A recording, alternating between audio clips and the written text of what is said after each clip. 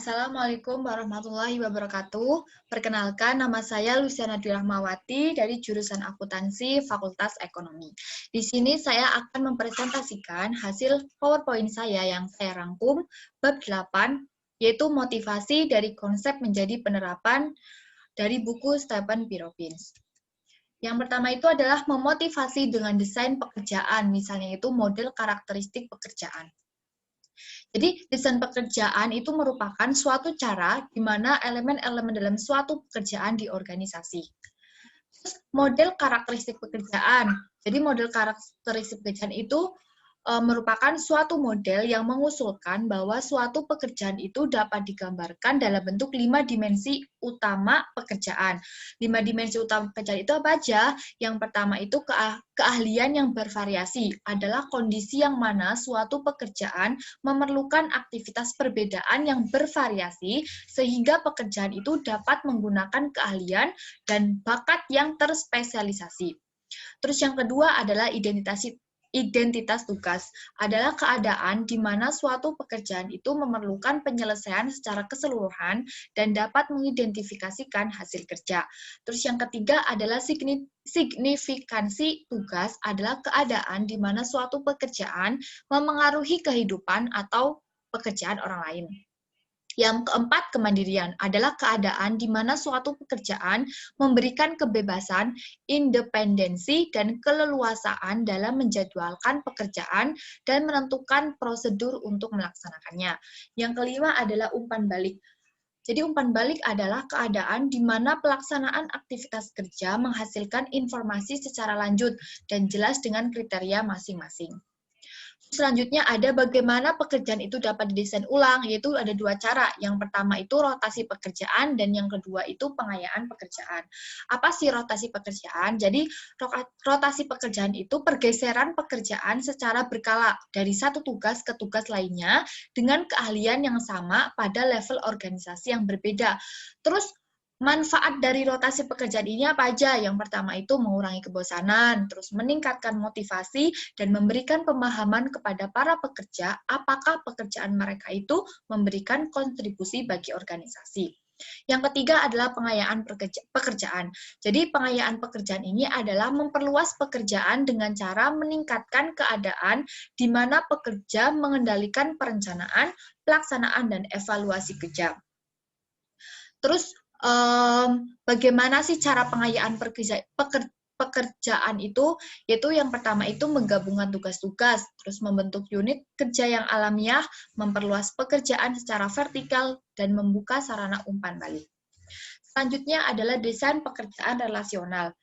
Jadi desain pekerjaan relasional ini yaitu merancang ulang pekerjaan atas dasar teori karakteristik pekerjaan, cenderung membuat pekerjaan menjadi lebih memotivasi orang-orang secara intrinsik. Terus dengan cara apa? Dengan cara menghubungkan dengan lebih baik para pekerja dengan penerima manfaat dari pekerjaan mereka.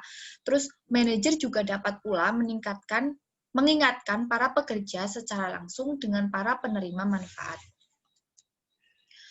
Alternatif pengaturan pekerja. Alternatifnya itu ada 3. Yang pertama itu flex time, yaitu jam kerja yang fleksibel. Terus keuntungan, manfaat gitu dengan adanya flex time ini yaitu penurunan ketidakhadiran, terus meningkatkan produktivitas, menurunkan biaya lembur, menurunkan kebencian kepada manajemen, menghilangkan kemalasan, meningkatkan kemandirian dan tanggung jawab. Terus yang kedua adalah pembagian kerja. Jadi pembagian kerja itu suatu pengaturan yang memungkinkan 2 individu atau lebih untuk membagi pekerjaan yang memiliki jam kerja tradisional 40 jam dalam 1 minggu. Terus yang ketiga adalah bekerja jarak jauh, yaitu bekerja dari rumah sedikitnya 2 hari dalam seminggu dengan menggunakan komputer yang terhubung dengan kantor perusahaan. Terus konteks sosial dan fisik dari kerja. Jadi kalau karakteristik sosial itu seperti kayak dukungan sosial ini tuh memberikan para pekerja kesempatan untuk menjelaskan peranan kerja mereka dan seberapa baiknya mereka dalam bekerja. Yang kedua itu, dengan adanya dukungan sosial ini memberikan para pekerja kesempatan yang lebih besar untuk memperoleh panduan mengenai kerja mereka. Terus sedangkan kalau pekerja itu kalau konteks kerja itu mempengaruhi kepuasan kerja. Jadi misalnya kayak suasana yang panas, suasana keras, dan berbahaya itu sepertinya tuh kurang memuaskan daripada bekerja dalam suatu lingkungan dengan cuaca terkendali, relatif hening, dan aman. Maksudnya itu kayak lebih diminati daripada suasana yang panas, suara keras, dan berbahaya. Terus ada keterlibatan pekerja, yaitu suatu proses partisipatif yang menggunakan input pekerja untuk meningkatkan komitmen mereka pada kesuksesan organisasi. Contoh-contoh dari program keterlibatan kerja ada dua. Yang pertama, manajemen partisipatif dan partisipasi representatif.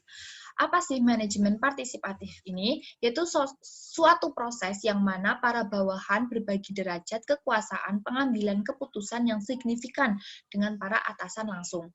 Terus sedangkan partisipasi representatif yaitu sistem yang mana para pekerja berperan serta dalam pengambilan keputusan organisasi melalui sekelompok kecil representatif pekerja. Menggunakan imbalan untuk memotivasi para pekerja. Jadi, apa yang dilakukan untuk menggaji, yaitu menciptakan suatu struktur gaji. Beberapa organisasi itu lebih memilih untuk membayar gaji di atas pasaran, sementara beberapa lainnya ini akan ketinggalan pasar karena mereka tidak dapat mengusahakan untuk membayar gaji sesuai dengan tingkat pasar, atau mereka itu bersedia menanggung biaya pembayaran gaji sesuai dengan tingkat pasar, atau mereka bersedia untuk menanggung biaya pembayaran gaji di bawah pasar. Terus bagaimana menggajinya? Yang kedua yaitu dengan memberikan imbalan kepada para pekerja melalui program pembayaran gaji yang bervariabel. Apa sih program gaji yang bervariabel? Yaitu suatu rencana pembayaran gaji yang mendasarkan pada porsi gaji pekerja pada beberapa individu atau ukuran kinerja organisasi. Terus tipe-tipe program pembayaran gaji bervariabel itu ada apa aja? Yang pertama itu pembayaran gaji berdasarkan hasil kerja, yaitu suatu rencana pembayaran gaji yang mana para pekerja dibayar dalam jumlah yang tetap atas setiap unit produksi yang diselesaikan. Yang kedua ada pembayaran gaji berdasarkan prestasi, adalah suatu rencana pembayaran gaji yang didasarkan pada peringkat penilaian kinerja. Yang ketiga adalah bonus, yaitu suatu rencana pembayaran gaji yang memberikan imbalan kepada para pekerja atas kinerja terkini dan bukannya riwayat pekerja. Yang keempat yaitu pembayaran gaji berdasarkan keahlian, yaitu suatu rencana pembayaran gaji yang menetapkan level gaji atas dasar berapa banyak keahlian yang para pekerja miliki atau berapa banyak pekerjaan yang dapat mereka kerjakan.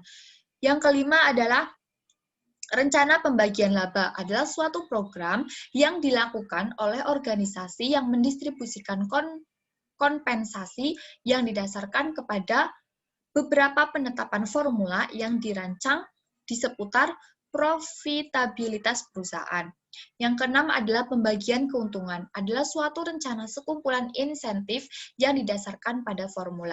Yang ketujuh adalah rencana kepemilikan saham pekerja, adalah suatu rencana manfaat yang ditetapkan oleh perusahaan yang mana para pekerja itu memperoleh saham seringkali di bawah harga pasar sebagai bagian dari manfaat mereka.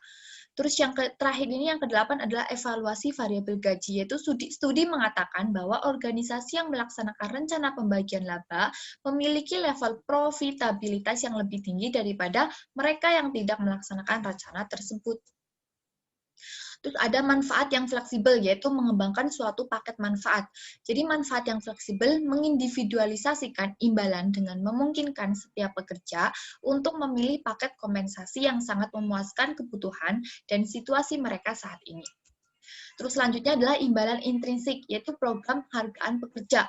Program penghargaan pekerja itu berkisar dari ucapan terima kasih yang dilakukan dengan spontan dan secara pribadi hingga program formal yang dipublikasikan secara luas. Terima kasih, demikian presentasi dari saya. Apabila banyak kesalahan, saya mohon maaf. Wassalamualaikum warahmatullahi wabarakatuh.